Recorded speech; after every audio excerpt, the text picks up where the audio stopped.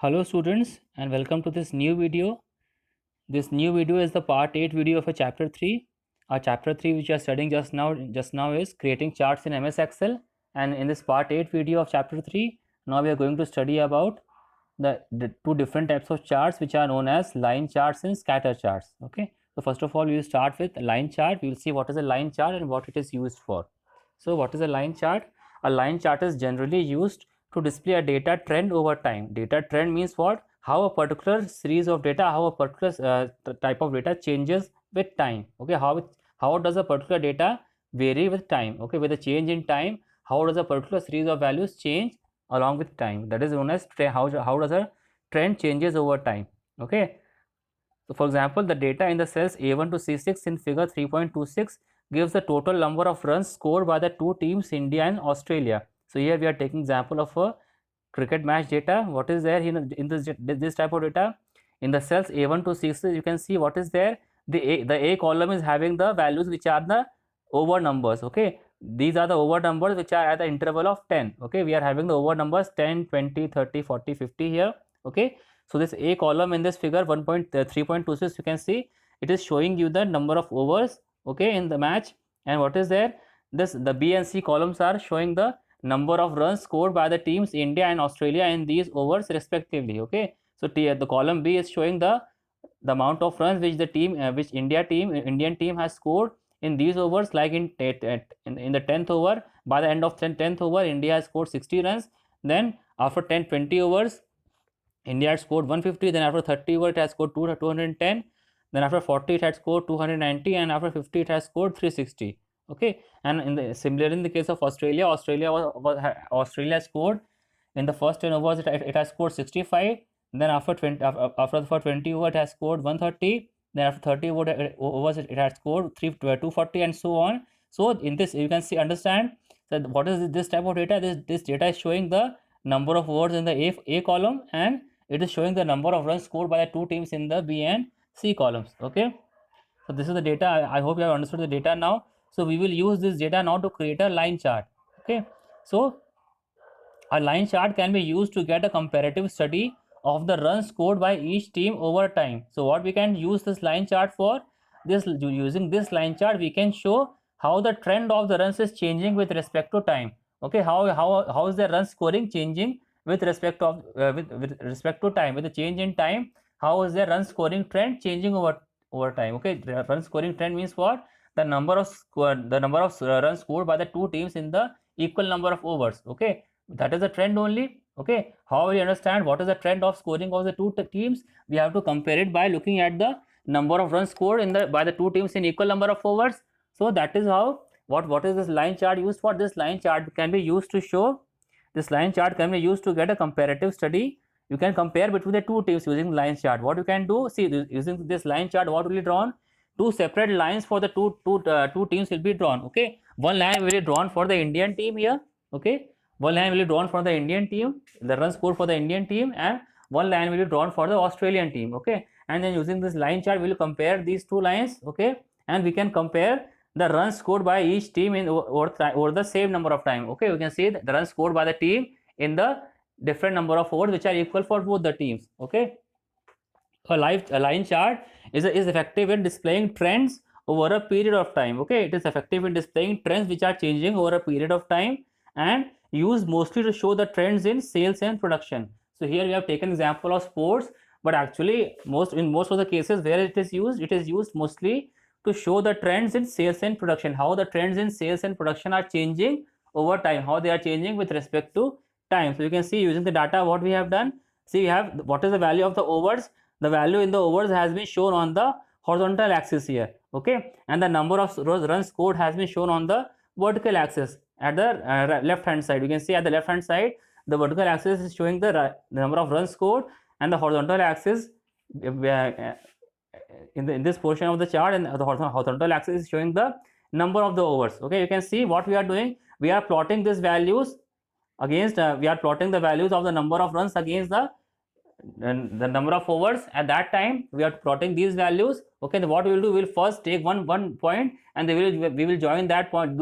We'll first start with one point, and then again we will take one more point, and then we will join those 2 points with a line. Again what we will do, we will again plot a third point. We will find where the third point is lying. Where will the third point lie? Where that data point will be corresponding to your value in the data. Okay, corresponding to the data, what we are doing, we are plotting all these data values in the form of points in the chart. Okay, and then after all the points have been plotted, what we will do, we will take 2 points at a time and we will join them. Again what we will do, we will take the line and we will join it with the third point, and again and so on. What we will do, we will keep on joining the line with all the points, and when all the points are joined, you can see that a line will be formed in this chart. Similarly we can do so for the other team also. So then we will see, after the line chart has been drawn, we can see that what is the trend in the how the trend of scoring runs is changing with respect to time. Here time means what?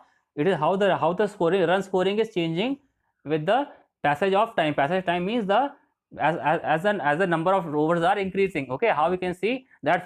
First of all we will see within 10 overs which team was scoring more. Okay, then after 20 overs we can see that which team was scoring the most number of runs. Then similarly after again the third interval, which is the 30th over, again after 30th over, we can also see by looking at the chart, we can see that which team was scoring the larger number of runs. And then after again in the fourth and the fifth interval, you can see that by the end of that interval, by the end of that number of overs, which team was scoring the more number of runs. Okay, so in this way we can use a line chart for displaying the trend of any quantity over with respect to time.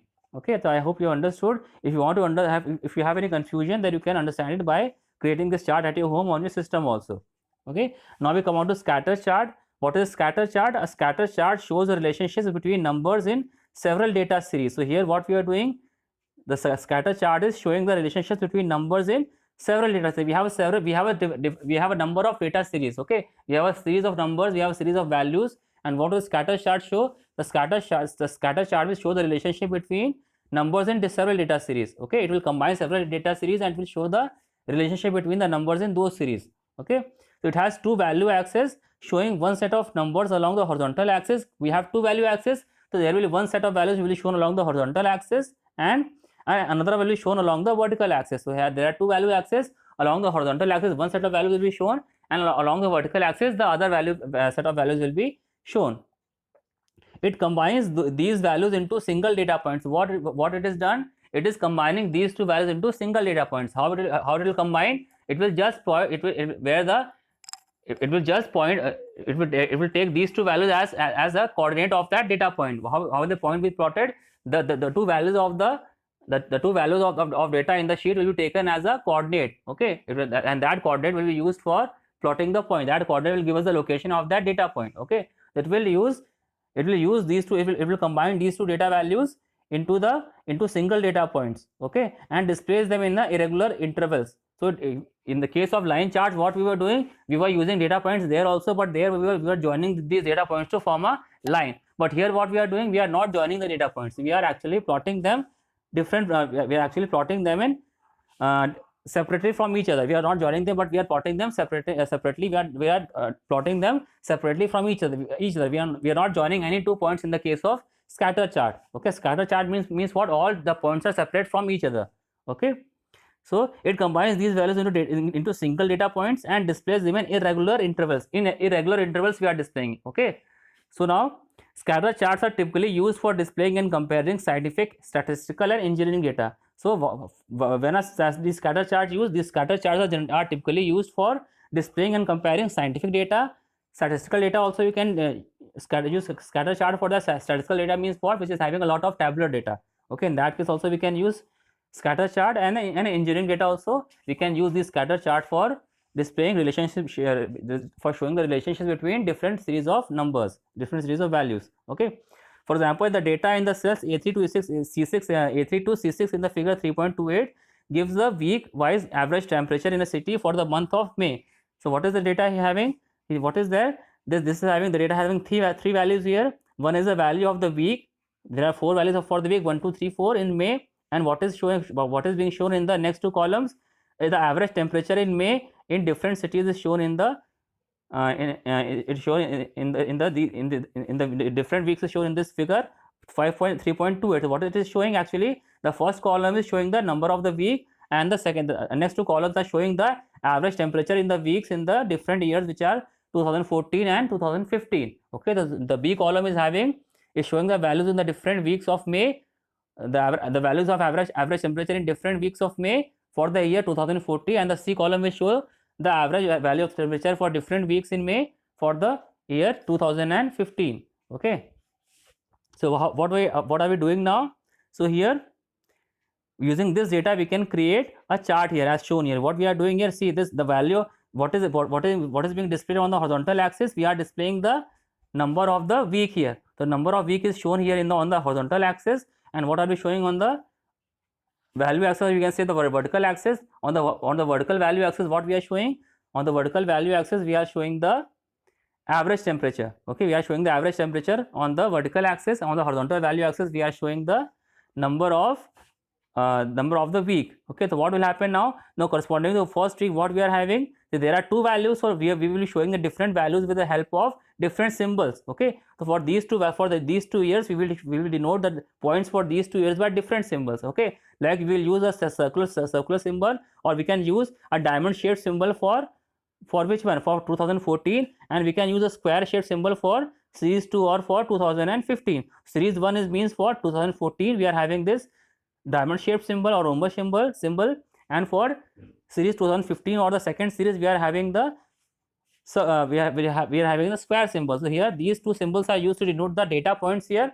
So how are you plotting these data points? By using the data which is given here. For example, for week number 1, what is the value for series 1? It is 39. So you can see where we have plotted the first point for series 1, we have plotted it on 39. Secondly, we can again see the next point is at 42. So here we can see in the first series, what is where is the second point here? Second point is here is showing the value 42 in the scatter chart. Similarly, the third point is showing 43. Okay, just above that. Okay, at the for the third week. Okay, and you can see for the fourth week, the first series is showing 41, which you can see from this chart also. Similarly, you can see that the different data values are plotted as data points in the scatter chart. But what is the difference between scatter chart and line chart? In the case of line chart, we are joining different points of a series. Okay, whatever points are there for any series, we are joining all of those points to form a line. But in the case of scatter points, we are not forming any line. We are leaving those points scattered and separate from each other. Okay, so in this way, this chart will be able to show, using this chart, we will be able to show the correlation or the relationship between the values in different series. Okay, so I hope this chart is clear to you all. I will end this video here only. In the next video, we will start with the next topic, which is bar chart. Okay, I hope this video was clear to all of you. Thank you and goodbye.